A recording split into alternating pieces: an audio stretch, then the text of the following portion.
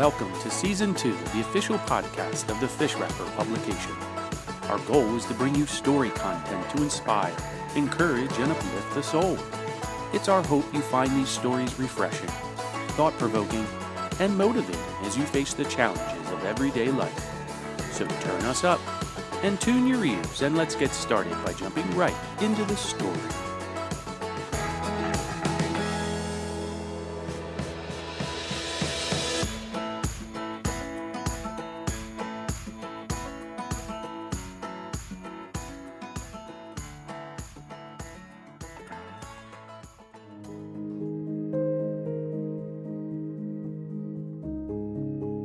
The Prodigal Brother by Lucy Maud Montgomery. Read by Ruth Risser. Miss Hannah was cutting asters in her garden. It was a very small garden, for nothing would grow beyond the shelter of the little, gray, low-eaved house which kept the northeast winds from blighting everything with salt spray. But, small as it was a miracle of blossoms and a marvel of neatness. The trim brown paths were swept clean of every leaf and fallen petal, and each of the little square beds had its border of big white quahaug clamshells. Not even a sweet pea vine would have dared to straggle from its appointed course under Miss Hannah's eye. Miss Hannah had always lived in the little house down by the shore, far away from all the other houses in Prospect, and so shut off from them by a circle of hills that it was in seeming isolation. Miss Hannah could not see another house from her own doorstep. She often declared she could not have borne it if it had not been for the nightly lighthouse beacon flaming over the northwest hill behind the house. It stood as a great unwinking friendly star on even the darkest night. Behind the house, a little tongue of the St. Lawrence Gulf ran up between the headlands until the wavelets of its tip almost lapped against Miss Hannah's kitchen doorstep. Beyond, to the north, was the great crescent of the Gulf, whose murmur had been Miss Hannah's lullaby all her life. When people wondered how she could endure living in such a lonely place, she retorted that the loneliness was what she loved it for, and that the lighthouse star and the faraway call of the Gulf had always been company enough for her. It would always be so, until Ralph came back. When Ralph came home, of course, he might like a livelier place, and they might move into town or up north, as he wished. "Of course," said Miss Hannah with a proud smile, "a rich man might not fancy living all the way down here in a little gray house by the shore. He'll want to build me a mansion, I expect. And I'd like it just fine. But until he comes, I must be contented with things as they are." People always smiled to each other when Miss Hannah talked like this, but they took care not to let her see the smile. Miss Hannah snipped off her white and purple asters ungrudgingly. She sang an old-fashioned song which she had learned as a youth long ago as she snipped. The day was one of October's rarest, and Miss Hannah loved fine days. The air was clear as golden-hued crystal, and all the slopes around her were mellow and hazy in the autumn sunshine. She knew that beyond those sunny slopes were woods glorying in crimson and gold, and she would have the delight of walking through them later on when she went to carry the asters to sick Millie Starr at the bridge. Flowers were all Miss Hannah had to give, for she was very poor, but she gave them with a great wealth of friendliness and goodwill. Presently, a wagon drove down her lane and pulled up outside of her white garden paling. Jacob Delancey was in it, with a pretty young niece of his who was a visitor from the city. Miss Hannah, her sheaf of asters in arm, went over to the fence with a sparkle of interest in her faded blue eyes. She had heard a great deal of the beauty of this strange girl. Prospect people had been talking of nothing else for a week, and Miss Hannah was filled with a harmless curiosity about her. She always liked to look at pretty people. She said they did her as much good as her flowers. "Good afternoon, Miss Hannah," said Jacob Delancey. "Busy with your flowers as usual, I see." "Oh, yes," said Miss Hannah. "The frost will soon be coming now, you know, so I want to live among them as much as I can while they're here." That's right. assented Jacob, who made a profession of cordial agreement with everyone and would have said the same words in the same tone had Miss Hannah announced a predilection for living in the cellar. Well, Miss Hannah, it's the flowers I'm after myself just now. We're having a bit of a party for the young folks at our house tonight, and my wife told me to call and ask if you would let us have a few for decoration. Of course, said Miss Hannah. You can have these. I meant them for Millie, but I can cut the west bed for her. She opened the gate and carried the asters over to the buggy. Miss Delancey took them with a smile that made Miss Hannah remember that date forever. Lovely day, commented Jacob genially. Yes, said Miss Hannah dreamily. It reminds me of the day Ralph went away 20 years ago. It doesn't seem so long. Don't you think he'll be coming back soon, Jacob? Oh, sure, said Jacob, who thought the very opposite. I have a feeling that he's coming very soon, said Miss Hannah brightly. It will be a great day for me, won't it, Jacob? I've been poor all my life, but when Ralph comes back, everything will be so different. He will be a rich man, and he will give me everything I've always wanted. He said he would. A fine house, and a carriage, and a silk dress. Oh, and we will travel and see the world. You don't know how I look forward to it all. I've got it all planned out, all I'm going to do and have, and I do believe he will be here very soon. A man ought to be able to make a fortune in 20 years, don't you think, Jacob? Oh, sure, said Jacob. But he said it a little uncomfortably. He did not like the job of throwing cold water, but it seemed to him that he ought not to encourage Miss Hannah's hopes. Of course, you shouldn't think about it too much, Miss Hannah. He might not ever come back, or he might be poor. How can you say such things, Jacob? Interrupted Miss Hannah indignantly, with a little crimson spot flaming out in each of her pale cheeks. You know quite well he will come back. I'm as sure of it as I'm standing here. And he will be rich, too. People are always trying to hint, just as you've done to me, but I don't mind them. I know. She turned and went back into her garden with her head held high. Her sudden anger floated away in a whiff of the sweet pea perfume that struck her face. She waved her hand in farewell to her callers, and with a smile, she watched the buggy go out the lane. Of course, Jacob doesn't know, and I shouldn't have snapped at him so quick. It'll be my turn to crow when Ralph does come. My, wasn't that girl pretty? I feel as if I've been looking at some lovely picture. It just makes this a good day. Something pleasant happens to me almost every day, and that girl is today's pleasant thing. It makes me feel real happy and thankful.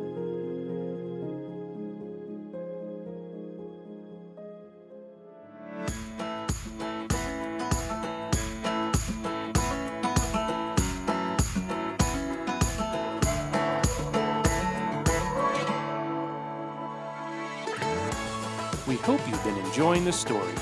We will continue in just a moment. We pause to discuss the sponsor for this episode. If your business isn't using key marketing tools, you could be missing out on valuable opportunities to grow. That's where Little Mountain Printing comes in. They offer powerful marketing solutions like postcard mailers and websites to attract new customers, brochures to showcase your products or services, and promotional products to show appreciation to clients. With the right marketing in place, your business has the best chance to thrive.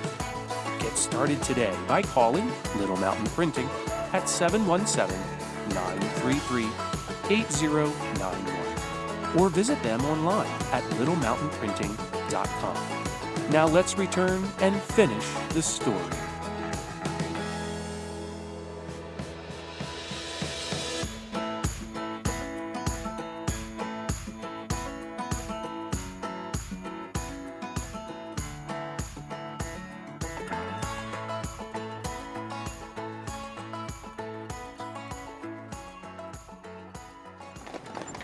Well, of all crazy delusions.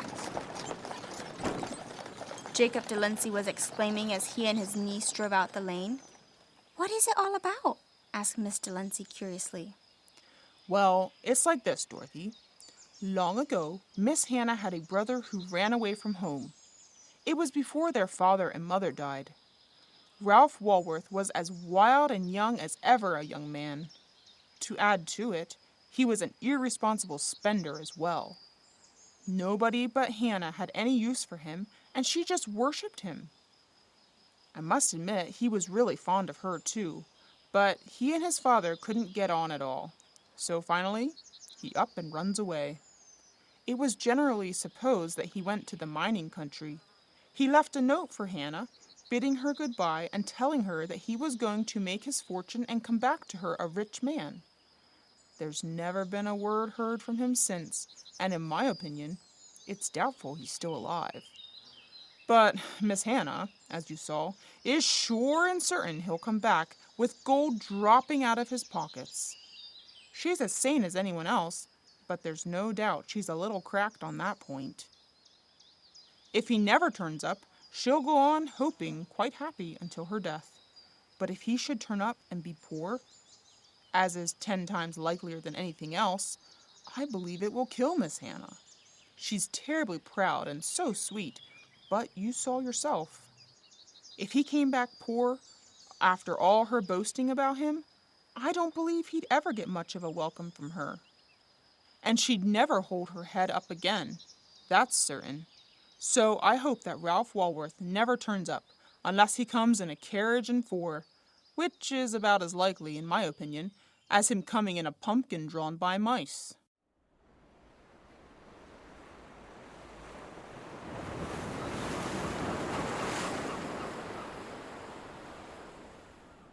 When October had passed and the gray days of November came, the glory of Miss Hannah's garden had ended. She was very lonely without her flowers. She missed them more this year than ever. On the nicer days, she paced up and down the walks and looked sadly at the drooping, unsightly stalks and vines. One afternoon, when the northeast wind was whipping the Gulf waters into white caps and whistling through the inlet and around the gray eaves, Miss Hannah found herself mournfully patting a frosted chrysanthemum. Under the golden sky, she saw a man limping slowly down the lane. "Now who could that be?" she murmured. "It isn't a Prospect man, for I don't know anyone that lame around here." She went to the garden gate to meet him. He came haltingly up the slope and paused in front of her, gazing wistfully. He looked old, bent, and broken, and his clothes were equally worn. Who was he? Miss Hannah felt that she ought to know him, and her memory went groping back through all her recollections. Still, she couldn't think of anyone but her father, who had died 15 years before. "You don't know me, Hannah?" said the man quietly. "Have I changed that much?" "Ralph!" It was a shriek somewhere between a cry and a laugh. Miss Hannah flew through the gate and caught him in her arms. "Ralph, my dear brother! Oh, I always knew you'd come back. If only you knew how often I've looked forward to this day." She was both crying and laughing now. Her face shone with a soft gladness. Ralph Walworth shook his head sadly. "I have come back to you a poor wreck of a man, Hannah," he said. "I've never accomplished anything. My health's broken, and I'm a cripple, as you can see. For a time, I thought I'd never show my face back here, such a failure as I am. But the longing to see you grew too strong. I'm nothing but a wreck, Hannah." "You're my own dear brother," cried Miss Hannah. "Do you think I care how poor you are? And if your health is poor, I'm the one to nurse you back. Who else besides your only sister, I'd like to know? Come right in. You're shivering in this wind. I'll mix you a good hot drink. I knew them black currants didn't bear so plentifully for nothing last summer. Oh, this is a good day." In 24 hours' time, everybody in Prospect knew that Ralph Walworth had come home, crippled and poor. Jacob Delancey shook his head as he drove away from the station with Ralph's shabby little trunk standing on end in his buggy. The station master had asked him to take it down to Miss Hannah's, and Jacob did not fancy the errand. He was afraid Miss Hannah would be in a bad way, and he didn't know what to say to her. She was in her garden covering her pansies with seaweed when he drove up, and all smiles, she came to the gate to meet him. "So you've brought Ralph's trunk, Mr. Delancey. Now, that was really good of you. He was going to go over to the station to see about it himself, but he had such a cold I persuaded him to wait until tomorrow. He's lying down right now. He's just real tired. He brought this seaweed up from the shore for me this morning, and it wore him out. He isn't strong, you know. But didn't I tell you he was coming back soon? You only laughed at me, but I knew." He isn't very rich, though, said Jacob jokingly. He was relieved to find that Miss Hannah did not seem to be worrying over that fact. "That doesn't matter," cried Miss Hannah. "Why, he's my brother. Isn't that enough? I'm rich if he isn't, rich in love and happiness, and I'm better off than if he had come back rich. He might have wanted to take me away or build me a fine house, and I'm too old to be making changes, and then he wouldn't have needed me. I would have been of no use to him. As it is now, I need to look after him and coddle him. Oh, it's fine to have somebody to do things for, somebody that belongs to you. I was just dreading the loneliness of winter, and now it's going to be such a happy winter. I declare, last night Ralph and I sat up until morning talking over everything he's been through. He's had a hard life, bad luck and illness altogether. And last winter, in the lumber woods, he broke his leg. But now he's come home, and we're never going to be apart again as long as we live. I could sing for joy, Jacob." "Oh, sure," assented Jacob cordially. He felt a little dazed. Miss Hannah's nimble change of heart was hard for him to follow, and he had an injured sense of having wasted a great deal of commiseration on her when she didn't need it at all. "I guess we all thought you had such plans." "Well, they served their purpose," interrupted Miss Hannah briskly. "They amused me and kept me interested until something real came along in their place. If I had had to carry them out, I dare say they would have bothered me a lot. Things are more comfortable the way they are. I'm as happy as a bird, Jacob." "Oh, sure," said Jacob. He pondered the business deeply all the way back home, but couldn't make anything of it.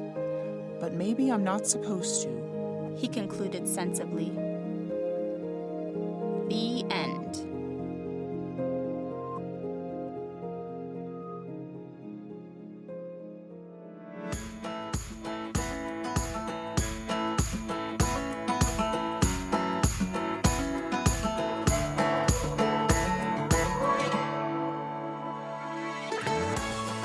We hope you enjoyed this story and will join us again soon when we unravel another adventure from the pages of The Fish Wrapper. We want to remind you that The Fish Wrapper is available by subscription. Each issue of The Fish Wrapper is jam-packed with story content, amazing recipes, games, jokes, and much, much more. Our readers never want to miss an issue, and you can order yours today by visiting thefishwrapperonline.com or by calling 717-400-FISH. That number again is 717-400-FISH. We encourage you to like and subscribe to this podcast, ensuring that you never miss a new episode. See you again soon, and may our Lord and Savior Jesus Christ guide you.